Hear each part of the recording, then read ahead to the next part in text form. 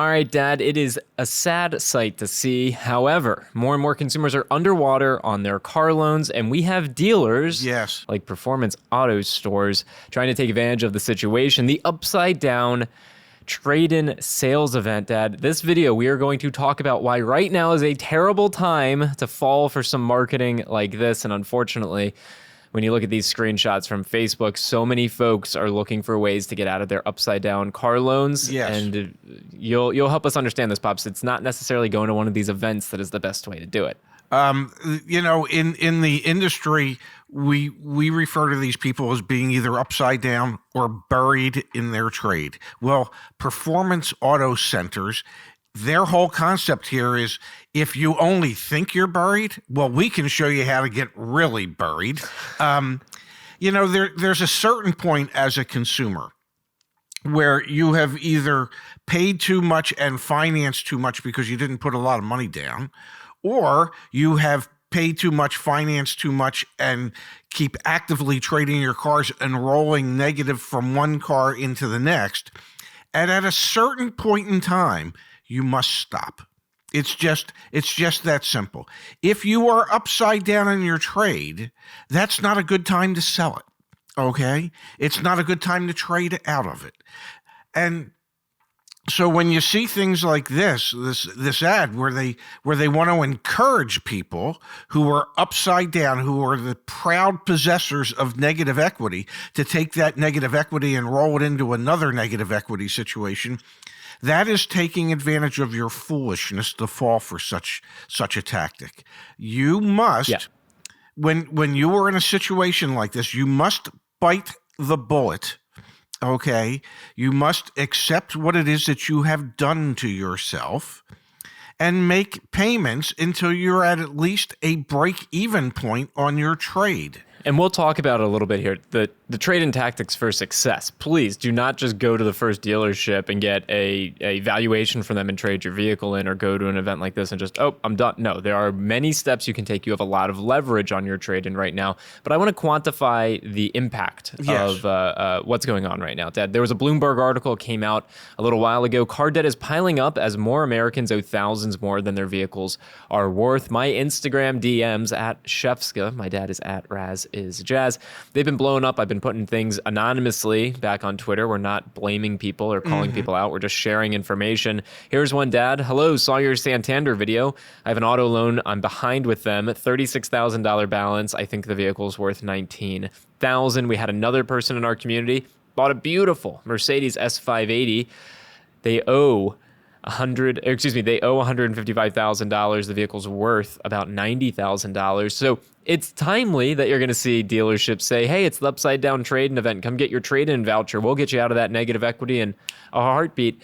No. There are some steps that you can go through to trade in your vehicle for success. And those don't actually always mean that you're going to trade it in as well. There's the option that you could just sell it outright, which is something that everyone has to consider as well. All right, Dad, you can sell your car on CarEdge. What's the deal? The deal is you just plug in your VIN number and we'll get you offers from local dealers in minutes. Seconds. CarEdge.com/sell. Okay. I know, for example, yesterday I saw a comment on either on the show or our video about a sales guy at a dealership where he had a customer come in and he wanted to trade his two cars that he owed $28,000 more on the two cars than what they were worth. And what the customer was trying to do was to trade those two vehicles in to get a new vehicle at a lower payment. Let me help customers out there, people out there who have trades that they owe more on than what they're worth. Let's do some math. If you are looking, say, at a $30,000 car, and you have two cars to trade in that might be worth $30,000, but you owe $58,000, take that $28,000 in negative equity and add it to the selling price of the new car that you're looking at. So if you're looking at a $30,000 car and you add that $28,000 in negative, that means that car is $58,000. Okay? It does not mean that you'll be able to finance $58,000 and end up with a lower payment. Okay? That negative has to be dealt with. So you either bite the bullet and save up some money over the course of the next year or two, so you have a big chunk of money to put down to cover that negative equity, or you ride out those existing loans so that all you have when you go to trade is equity. But you can't just keep taking negative and rolling it in from one vehicle to the next. At a certain point, you have to pay for that. Or at a certain point, the bank's just going to say no, and you're never going to have a payment that's affordable. You're just not. So sometimes you need to really consider what is affordable to you on a monthly basis, understand what that equates to in an out-the-door price before you go shopping for a car, so that you don't accidentally put yourself in this position. We've done videos on how much car can I afford. We've done tons of videos on what's the out the door price and how to negotiate that. And one thing I want to put a bow on this video with, Dad, are the steps to actually sell your car for the most money possible. So for example, if you do want to move on from your vehicle, which is not advisable if you're underwater on it, you really should bite the bullet like you're saying and just stick it out. But if you do want to move on, please, like I said before, do not go to the upside down trade-in event, get whatever their first offer is and walk away. Watch some of our other videos that are talking about, watch some of the videos on YouTube in general. There's a lack of quality used cars in the market right now. And so it has never been easier to get leverage on selling a car than right now. You don't have to list it on Facebook Marketplace or Craigslist to get cash offers. We have a widget on our website. I'm sure we put the ad in the middle of this video. It's caredge.com/sell. Go get offers from dealers in your area.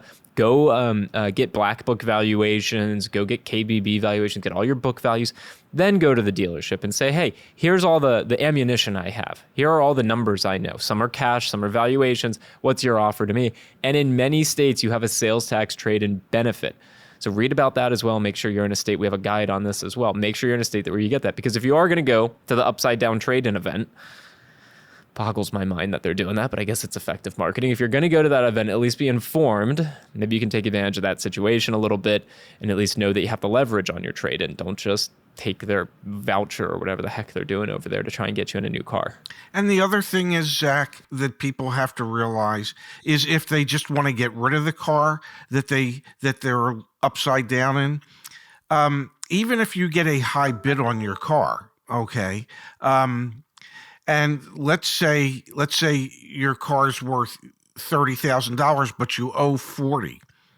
But you feel like it's in your best interest to get rid of it. Well, you're still going to have to come up with $10,000 to clear the loan.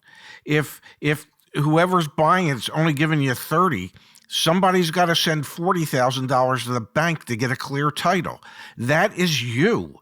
So even if you're trying to get out of it and you have negative equity, you have to figure out how you're going to handle that negative equity.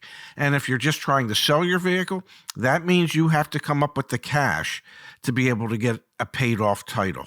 It's an ugly situation. A lot of customers don't understand it. They don't understand why they can't lower their payment. Well, if they're upside down on the loan that they got when the interest rates were 5% and they want to get into a different car today and the interest rates are 12%, guess what? The math isn't going to work.